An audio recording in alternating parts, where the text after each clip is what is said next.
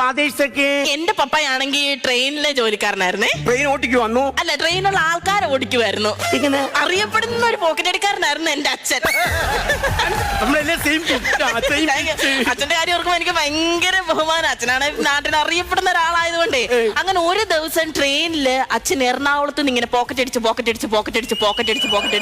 ഒരു ലോഡ് പേഴ്സുമായിട്ട് ബോംബെ ചെന്ന് ഇറങ്ങിയത് പോലീസ് നോക്കി. അയ്യോ, അപ്പം പറഞ്ഞൂടായിരുന്ന പേഴ്സ് വിൽക്കാൻ വന്ന ആളാണെന്ന്? അയ്യോ, അച്ഛൻ പറഞ്ഞ്.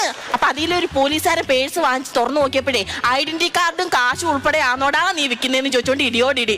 കുഴപ്പമൊന്നുമില്ല, ബോംബെയിലെ ജയിലിൽ നല്ല സുഖമായിട്ട് താമസിക്കുന്നു. സഹോദരങ്ങള് മനുഷ്യനെ പറയിപ്പിക്കാൻ ഒരെണ്ണം കൊണ്ട് കുടുംബത്തിൽ കയറ്റാൻ കൊള്ളത്തില്ല ചെറുക്കനെ കേട്ടോ.